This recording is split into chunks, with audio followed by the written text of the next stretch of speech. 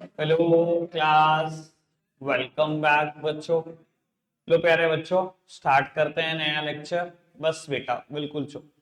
बेटा पहले थोड़ा सा रिवीजन। हमने बेटा अभी तक स्मॉल बिजनेस पर एक ही लेक्चर लिया है। उस लेक्चर में जितना कुछ कराया था मैं फटाफट से 2-3 मिनट में ब्रीफ कर रहा हूँ।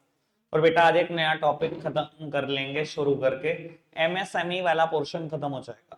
बेटा चैप्टर नंबर 9 ना दो पार्ट में डिवाइडेड है, MSME and business entrepreneurship. MSME वाला पोर्शन आज हम खत्म कर लेंगे।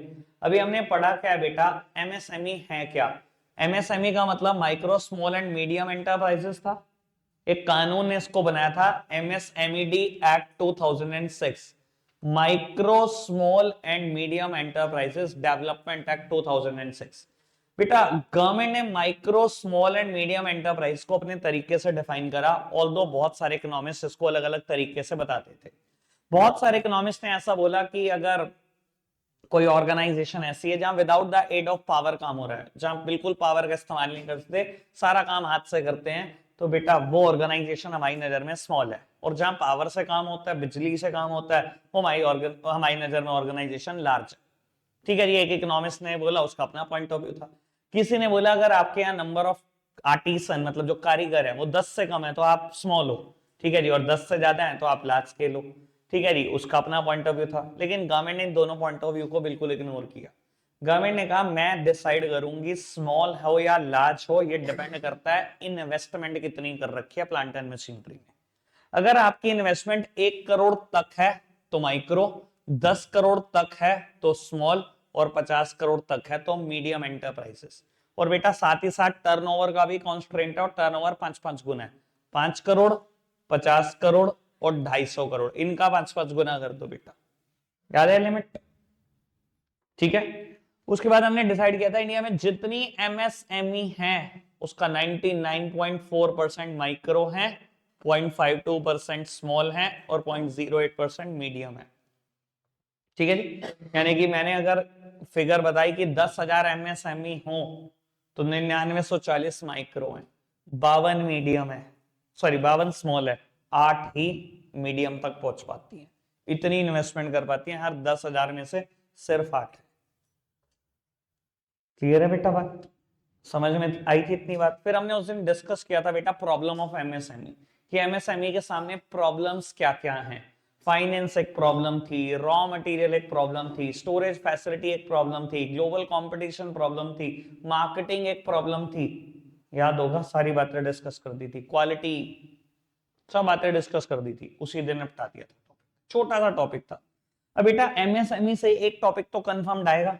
एक मैंने करा दिया प्रॉब्लम, बहुत बच्चों बचकाना टॉपिक, तैयार रहना। बहुत सारे बच्चों के पेपर में 8 और 9 चैप्टर आ रहा है पीरियोडिक में।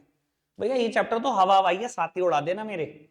8 चैप्टर भैया बहुत अच्छा खासा लंबा चौड़ा था, मैंने 1 महीना लगा कर कराया था। सोर्स ऑफ बिजनेस फाइनेंस 26 सितंबर को शुरू करके 26 अक्टूबर तक लेके गया था। 1 महीना लगाया था, और बताया भी था कि 1 महीना लगेगा, शुरू करते दिन ही बता दिया था। और मैंने तो उसमें सब कुछ कराया भैया। आपको फिर भी लगता है कोई प्रॉब्लम है, मैं ऑलवेज अवेलेबल। वीडियोस चाहिए देखना शुरू कर दो, लेकिन पढ़ना आज से ही शुरू कर दो। पीरियोडिक आने में 10-10 दिन है, सिर्फ 10-10 दिन। पढ़ना आज शुरू कर दो, एक दिन में नहीं होगा। सोर्स ऑफ बिजनेस फाइनेंस एक दिन में तैयार ही नहीं हो सकता चैप्टर। चलो खैर, और बाकी मुझसे आज इंपॉर्टेंट भी पूछ के जाएंगे बच्चे। सोर्स ऑफ बिजनेस फाइनेंस इस बैच के बाद मैं खुद बताऊंगा इंपॉर्टेंट तुम्हें कि क्या पढ़ना है।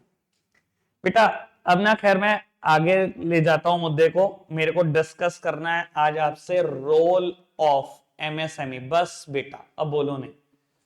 अब हम एक नया टॉपिक शुरू कर रहे हैं, रोल ऑफ एमएसएमई। बेटा इंडिया की डेवलपमेंट में एमएसएमई का क्या रोल है, क्या रोल रहा है बेटा छोटी ऑर्गेनाइजेशन का इंडिया के डेवलपमेंट में। आज जो हम डेवलपमेंट देख रहे हैं, इंडिया यार G20 देशों में से, मैंने शायद आपके बैच में पता नहीं बोला है कि नहीं बोला है बात, G20 देशों में से इकलौता देश ऐसा है जो 7% के हिसाब से ग्रो कर रहा है। हमारा जीडीपी हर साल 7.2% बढ़ रहा है। एक भी देश हमारे बराबर नहीं है। और इसके बाद एक इतना छोटा देश आगे चल रहा है, इंडोनेशिया 5% के हिसाब से ग्रो कर रहा है।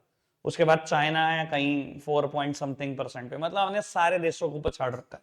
ये जो डेवलपमेंट दिख रही है, आपको लगता है बेटा क्या कोई रोल है एमएसएमई का, या बस ऐसे ही है कुछ रोल? कह रहे हैं पता नहीं, बस कुछ तो होगा ही। बेटा पेपर में ये 6 नंबर ध्यान रखना, इसी पीरियोडिक में 6 नंबर हैं ये। अब देख लो कितने अच्छे से संभालना है। मैंने 6 बातें आपसे डिस्कस करनी है। पहले मैं चाहूंगा कि कुछ ना कुछ आपका कंट्रीब्यूशन, वरना मैं तो बता ही दूंगा। बताओ जी, कोई कुछ बताना चाहता है? पहला मौका तो सबसे बढ़िया होता है। कुछ भी दिमाग में आ रहा हो?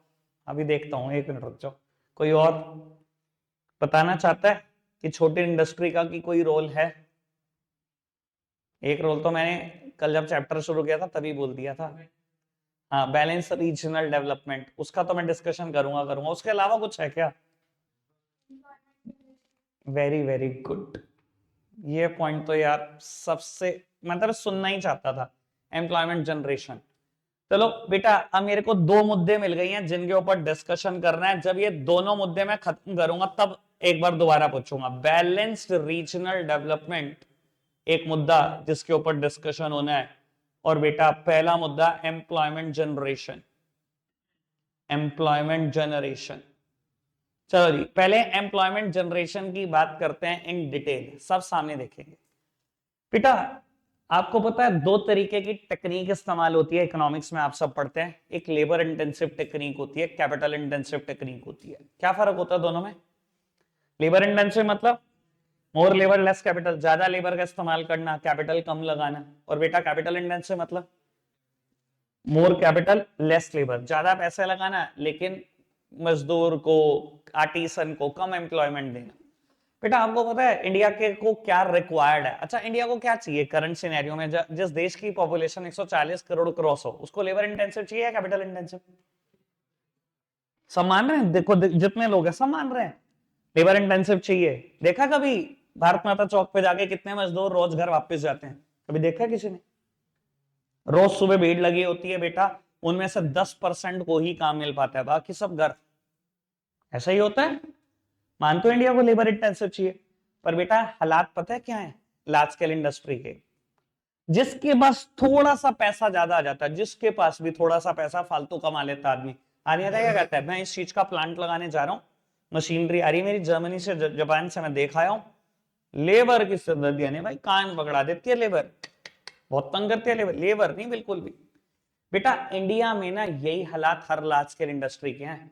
पैसा लगाएंगे करोड़ रुपए, 1 करोड़ का प्लांट ले आए हैं जी उठाकर जापान से, जर्मनी से, ठीक है जी। सिर्फ मशीन ऑपरेटर चाहिए 2, 1 करोड़ की मशीन में 2 लोगों को नौकरी मिल रही है। यानी कि जहां अगर मैं लार्ज स्केल इंडस्ट्रीज की बात करूं तो बेटा 50 लाख रुपए लगाकर एक एम्प्लॉयमेंट अपॉर्चुनिटी क्रिएट करते हैं वो। आपको पता है एसएसआई के हाल क्या है, स्मॉल स्केल इंडस्ट्रीज के हालात क्या है? 10 लाख रुपए लगे होंगे पूरे धंधे में, 10 लोग नौकरी कर रहे होंगे। यानी कि हर 1 लाख पर एक नौकरी क्रिएट कर देता है स्मॉल स्केल। कोई रोल नहीं है इंडिया के डेवलपमेंट में भैया। 1 लाख रुपए में एक नौकरी देता है छोटा बिजनेस। बड़ा बिजनेस तो नौकरियां क्रिएट ही नहीं करता। तो आपकी नॉलेज के लिए बता देता हूं, एमएसएमई एग्रीकल्चर के बाद सबसे बड़े एम्प्लॉयमेंट जनरेटर हैं इंडिया में। अगर स्मॉल स्केल इंडस्ट्री ना होना तो भैया बहुत बुरी तरीके से तबाही हो जाए इंडिया की, बहुत ही बुरी तरीके से। तो ये इनका बहुत बड़ा रोल है। आई होप मैंने ये बात क्लियर कर दी अच्छे से, ठीक है ना? चाहिए इंडिया को यही, पर बेटा करंट सिनेरियो ये सब इसके पीछे कूद रहे हैं। मशीनरी ले आओ चाहे लोन पे ले आओ भैया, लेबर नहीं चाहिए। सबके सब यही है, सबके डायलॉग यही है। क्लियर है बात? आगे बढ़ते हैं दूसरी बात की तरफ। मेरा इशारा बैलेंस रीजनल डेवलपमेंट। बेटा हमने डिसाइड करा स्मॉल स्केल इंडस्ट्री क्या है। स्मॉल स्केल इंडस्ट्री में मीडियम क्या है? जिसने 50 करोड़ रुपए की प्लांट एंड मशीनरी में इन्वेस्टमेंट कर रखी हो और 250 करोड़ तक सेल हो। लेकिन मैं चलो आगे की बात करता हूं, अगर आपके पास 100 करोड़ है, 200 करोड़ है, 500 करोड़ है, 1000 करोड़ है, ऐसी फर्म हो, तो आप क्या करते हो? बेटा अगर किसी फर्म के पास 500 करोड़ रुपए है ना, यानी कि ये तो बड़ा ऑब्वियस हो गया कि वो लार्ज स्केल एंटिटी है। बेटा वो क्या करेगी? जहां कहां लगाएगी बिजनेस? आपको क्या लगता है कहां फैक्ट्री लगाने में उसका विश्वास होगा? Near to the source of raw material. ऐसी फर्म जिनके पास 500 करोड़ इन्वेस्ट करने के लिए होते हैं, 1000 करोड़ इन्वेस्ट करने के लिए होते हैं, 200 250 करोड़ इन्वेस्ट करने के लिए होते हैं, वो बेटा हमेशा अपनी फैक्ट्री कहां लगाते हैं? Near to the source of raw material. अगर मान लो वो क्या करना चाहते हैं, स्टील बनाना चाहते हैं, तो क्या करते हैं, पूरी रिसर्च करते हैं इंडिया में आयरन और सबसे ज्यादा कहां से प्रोड्यूस होता है, कहां से एक्सट्रैक्ट होता है सबसे ज्यादा आयरन और। अच्छा जी, महाराष्ट्र में इस कोने में एक्सट्रैक्ट होता है, वही फैक्ट्री। जिसके पास 500 करोड़ है वो परवाह नहीं करता कि मुझे कहां लगानी है इंडस्ट्री। मानते हो ना इस चीज को? तो बेटा लार्ज स्केल एंटिटी कभी भी ना बैलेंस रीजनल डेवलपमेंट में विश्वास नहीं रखती। बैलेंस रीजनल डेवलपमेंट समझते हैं? रीजन वाइज बैलेंस होना, कि जितने मेट्रो सिटीज तरक्की कर रहे हैं उतनी सिटीज करें, उतने ही गांव करें। एक्चुअली में है सर, सब बराबर तरक्की कर रहे हैं। पता कौन जिम्मेदार है? Large scale industries. क्योंकि बेटा उनको क्या चाहिए? शहर, शहर का इंडस्ट्रियल एरिया, अच्छा सा इंफ्रा। मैंने कल भी बोली थी ये बात। आज मैं कह दूं ना किसी 500 करोड़ वाली कंपनी को कि आ जाओ, फला फला गांव का नाम है सहारनपुर में, वहां लगा लो इंडस्ट्री, कहेंगे जी ना बिल्कुल भी नहीं, इंफ्रा ही नहीं होगा, बेसिक फैसिलिटी नहीं होंगी, कच्ची रोड होगी, मेरा ट्रक से सामान जाएगा, ट्रक धस जाएगा, मैं तो सारा दिन यही काम लगा रहूंगा, मैं नहीं जा रहा। यही कहेगा ना। उसे क्या चाहिए? अच्छा जी, गुड़गांव का कोई इंडस्ट्रियल एरिया मिल जाए, यही कहेगा ना। नोएडा का इंडस्ट्रियल एरिया दे दो, बेंगलुरु में दे दो कोई प्लांट, दिल्ली में दे दो कोई जगह। ये करती हैं लार्ज स्केल इंडस्ट्री। जो चीजें पहले से ही तरक्की करी हुई हैं, जो रीजन पहले से डेवलप है, वहां जाकर एक और इंडस्ट्री लगा दो। भैया वो तो पहले से डेवलप है, उसे क्या जरूरत? पर भैया जिसके पास पैसा वो ये सोचता नहीं। लेकिन अगर मैं एमएसएमई की बात करूं, मैं छोटी इंडस्ट्रीज की बात करूं, कहां लगती हैं? घर घर, कोने कोने, गांव में भी। बेटा ये छोटी इंडस्ट्रीज ही हैं जो सोच रही हैं बैलेंस डेवलपमेंट हो। जितनी शहर में लग रही है उतनी गांव में लग रही है, उतनी ही शहर के आउटस्कर्ट में लग रही है, हर एरिया में लगभग बराबर लग रही है।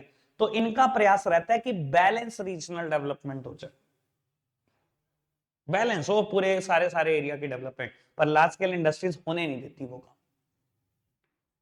आप इस रोल को कभी इग्नोर नहीं कर सकते एसएसआई के। ये दोनों बातें जो मैंने बोली, कोई दिक्कत, कोई परेशानी? आगे बढ़ जाए और बताओ, अब बताओ कुछ और। अब आपसे सुनना चाहता हूं मैं एक आध पॉइंट। कोई पॉइंट नहीं है?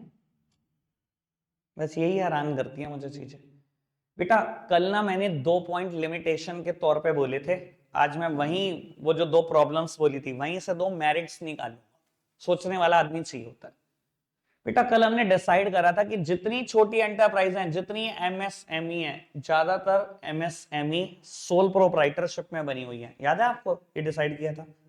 अगर सोल प्रोप्राइटरशिप में बनी हुई है तो कल हमने एक प्रॉब्लम लिखी थी, लैक ऑफ मैनेजरियल स्किल्स या लिमिटेड मैनेजरियल स्किल्स। लिखी थी ना प्रॉब्लम? आज यहीं से एक मेरिट भी उठा देता हूं। अगर मैंने लिखी थी लिमिटेड मैनेजरियल स्किल्स, तो यहां से ये बात भी मैं एक्सप्लेन कर सकता हूं, क्विक डिसीजन मेकिंग। बेटा क्योंकि most of the business sole proprietorship में है, you are the single owner of your business, तो आपको डिसीजन लेने में कोई टाइम लगता ही नहीं है। कंपनी हो तो बोर्ड ऑफ डायरेक्टर को बुलाकर डिसीजन लो, पार्टनरशिप फॉर्म हो तो सारे पार्टनर को मिलाकर बुलाकर डिसीजन लो। लेकिन बेटा अगर सोल प्रोप्राइटर हो तो किसी को बुलाना है? मैं सिंगल ओनर हूं अपने बिजनेस का, तुरंत डिसीजन ले सकता हूं, इमीडिएट डिसीजन ले सकता हूं, किसी से पूछना नहीं, पूछाना नहीं, समझना नहीं, कुछ नहीं करना। तो ये एक एडवांटेज है। वहां से कट कॉपी पे सोल प्रोप्राइटरशिप की पहली एडवांटेज हमने यही पढ़ रखी। ठीक है जी। वैसे मैंने इससे बहुत ज्यादा डिटेल पढ़ा रखी है, जो मैंने अभी बात बोली आपको याद तो आ जाएगी। और कुछ आपकी तरफ से? वरना कल मैंने एक और लिमिटेशन भी बोली थी। ठीक है जी, आज उसको मेरे को कन्वर्ट करने का टाइम है। वेरी गुड, मैं यही बोल रहा था, बस मैं इसी पे ही आ रहा था। बेटा कल हमने एक बात डिसाइड करी थी कि एक बड़ा लो क्वालिटी का सामान बेचते हैं, डिसाइड किया था ना। और लो क्वालिटी क्यों करते हैं? क्योंकि इनको सस्ता बनाना होता है।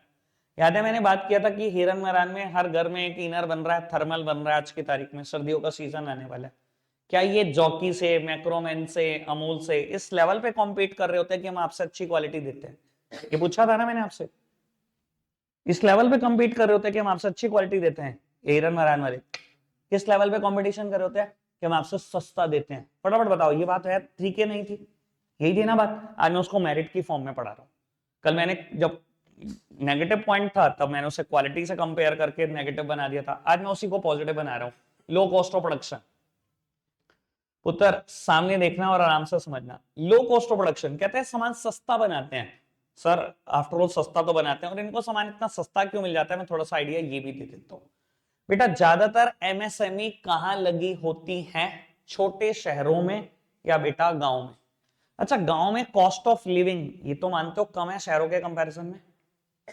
अच्छा, एक आदमी जो सहारनपुर सिटी में, आपके हिसाब से मैं बात करते हैं, बहुत बड़े शौक ना हो जिसके, 30,000 रुपए कमाता हूं महीने के, मर जाएगा?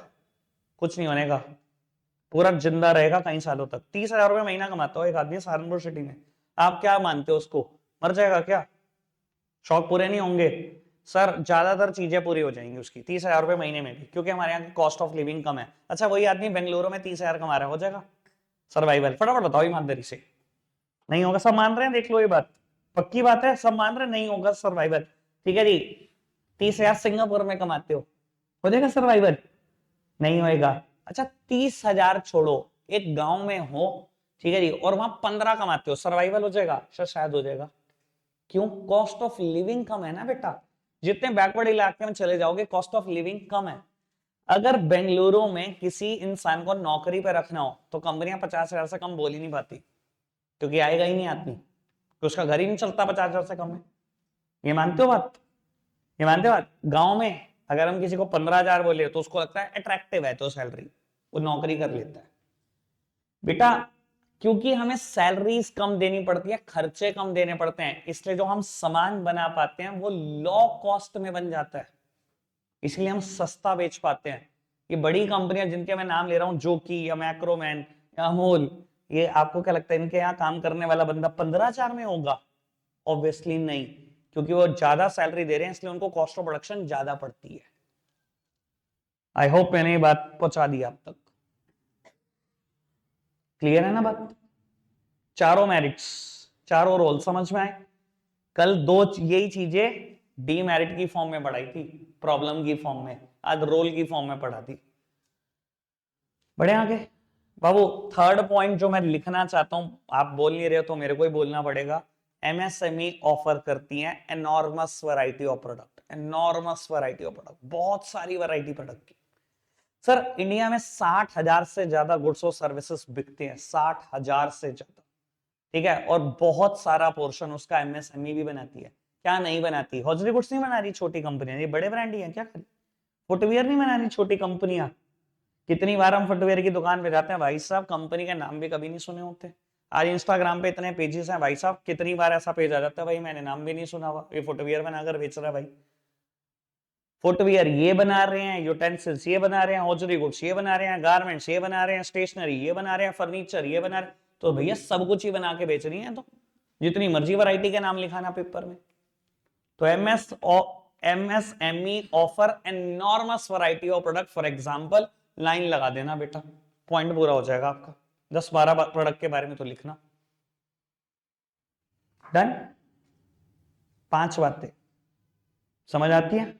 एक आखिरी बात अभी है किसी के मन में तो बताओ, कुछ और बात? नहीं, कोई पॉइंट नहीं समझ में आ रहा? चलो मैं बताता हूं बेटा। MSME offer ample opportunity of entrepreneurship, बहुत ज्यादा एंटरप्रेन्योर फ्रेंडली है ये। सर लार्ज स्केल इंडस्ट्री इतनी एंटरप्रेन्योर फ्रेंडली नहीं है जितनी स्मॉल स्केल है। क्यों? क्योंकि बेटा बहुत सारे बिजनेस में ऐसे देखता हूं दुनिया में जो 20-50 हजार में शुरू हो जाते हैं। जहां क्या होगा, फेल हो गए तो कितना मर जाएगा, 20-50 हजार पे खत्म हो जाएगा, छोड़ दो एक बार। लेकिन आप एंटरप्रेन्योरशिप को ट्राई जरूर कर सकते हो। और बेटा जब आप ट्राई करते हो ना, इतनी जिंदगी खतरनाक रहती है ना, कुछ टाइम आपको समझ में आ जाता है रिस्क कैसे लेना है, किस एक्सटेंट तक लेना है, कैसे डिसीजन मेकिंग बिजनेस में खुद करने पड़ता है, पता नहीं क्या क्या सीखने को मिल जाता है। और वो ना बहुत अच्छा फेज होता है। मैंने ना पिछले 5 साल में क्या महसूस किया मैं आपको बता देता हूं। सर बहुत सारे लड़के तो ऐसे हैं जो बाहर गए पढ़ने, तो बाहर के होके रह गए, बाहर ही जॉब ले ली, सेटल हो गए, मेरे बहुत सारे स्टूडेंट्स ऐसे। लेकिन मैं लड़कियों को देखता हूँ स्पेशली, जो मैं शहर में देख पा रहा हूँ, कम से कम ऐसी होंगी मेरी 50 स्टूडेंट जिनका आज की तारीख में एक वेंचर है, मतलब बिजनेस एक्ट में। ठीक है जी, 50 से ज्यादा होंगी मेरी फीमेल स्टूडेंट जिनका बिजनेस वेंचर है आज की तारीख में। और धंधे कितने कितने रुपए में शुरू हुए? 20,000 में, 50,000 में। कम से कम 10 तो मैं ऐसे गिनवा सकता हूँ जो केक्स बना रही है, केक बनाकर बेचना। आपको पता कितनी इन्वेस्टमेंट है, मुझे पता कितनी इन्वेस्टमेंट कर रखी है। पर ठीक है, अपने बिजनेस की खुद मालकिन बन के बैठी है, एंटरप्रेन्योर है जी, नौकरी किसी की नहीं कर रही। ठीक है जी। सर नेल्स लगाने वाले बहुत हैं, कम से कम होंगे ऐसे 7-8 लड़कियां जो मेरे बैच से ही पढ़ी हुई होंगी और ये काम कर रही होंगी। कहीं बुटीक खोलकर बैठी हुई हैं, कहीं ब्यूटिशियन मेकअप आर्टिस्ट बनकर बैठी हुई हैं, कोई हेयर स्टाइलिस्ट बनकर बैठी हुई है। सर सच में, आई एम नॉट जोकिंग। और ये सारे बिजनेस जो मैं बोल रहा हूं ना, 20-20, 50-50 हजार से शुरू किए हुए हैं सारे। सर तो एमएसएमई आपको क्या ऑफर करता है, स्मॉल बिजनेस आपको क्या ऑफर करता है? Ample opportunity of entrepreneurship. Entrepreneurship के सारे गुण सीख जाओगे बेटा। अरे क्या हो जाएगा, 2 साल धंधा पता लगा, उसके बाद फेल हो गए, क्या हो गया यार? जिंदगी बताओ, किसकी जिंदगी में फेलियर नहीं है? क्या होता है फेलियर, मुझे बताओ। मैंने कहा क्या होता है फेलियर, कह रहा गर्व।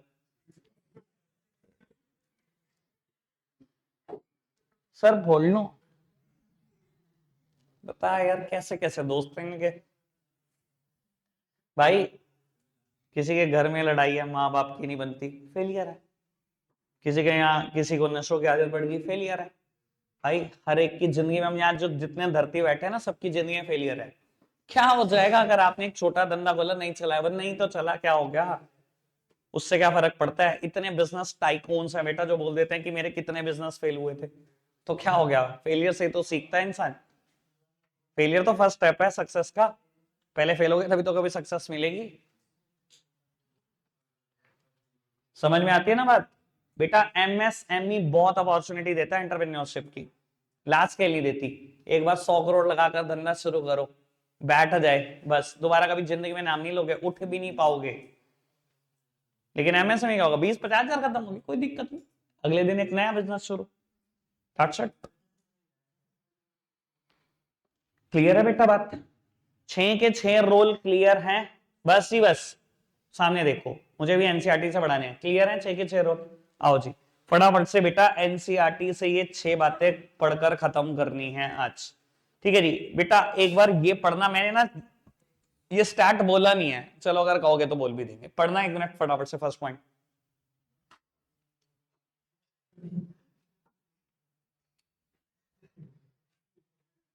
इधर पलटे।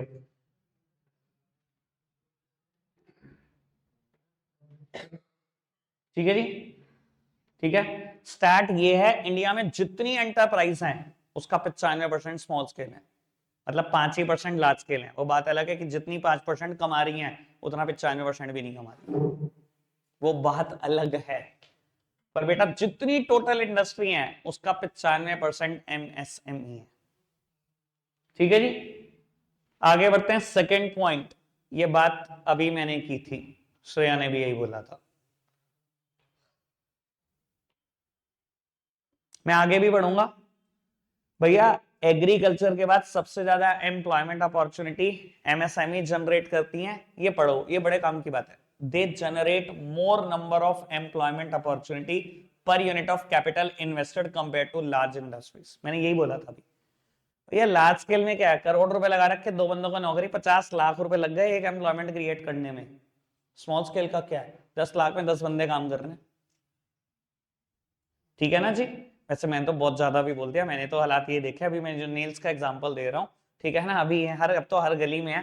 ठीक है जी, मेरी एक बहुत पुरानी स्टूडेंट है, सबसे पहले उसने ही शहर में शुरू किया था। ठीक है जी, मैं बता रहा हूँ आपको, 5-5, 7-7 हजार की मशीन आती है, 4 लगा के बैठी है, 4 बंदे काम कर रहे हैं। 20 हजार में 4 बंदों को नौकरी दे रखी है, 4 बंदों को। ठीक है ना सर? तो पर यूनिट अगर कैपिटल को कंपैरिजन करें पर यूनिट ऑफ एम्प्लॉयमेंट जनरेशन से, तो भैया पैसा तो कुछ भी नहीं लग रहा है, एम्प्लॉयमेंट बहुत जनरेट हो जाती है। और इंडिया को एक्चुअली में चाहिए यही। बढ़े आगे बेटा। थर्ड पॉइंट पढ़ना, एनॉर्मस वैरायटी ऑफ प्रोडक्ट। देखना कितने प्रोडक्ट लिख रखे हैं इन्होंने, भर भर के। MSME in our country supply enormous variety of product which include mass consumption goods, ready-made garment, hosiery, stationery, soap, blah blah blah blah blah। जितने तुम्हें याद रहे उतने लिखा। बढ़ाएं आगे। फोर्थ पॉइंट पढ़ना नहीं है क्योंकि ये दोबारा balance development of the country की बात करता है, इसी वजह से मैंने नहीं पढ़ा है। रिपीट होगा, टीचर नंबर नहीं देगा। ठीक है। फिफ्थ पढ़ना जी, ऐसे फिफ्थ सबसे लास्ट में पढ़ाएंगे, सिक्स और सेवेंथ पढ़ दो फटाफट से, बहुत जल्दी से, मैं पढ़ा चुका हूं सब कुछ।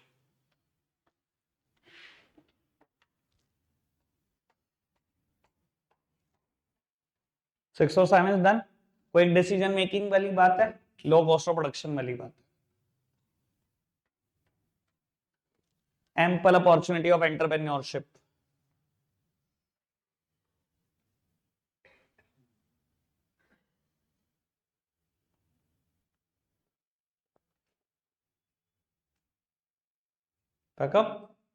चलो रखते हैं, आज के लिए इतना ही है मेरे बच्चों, बाय।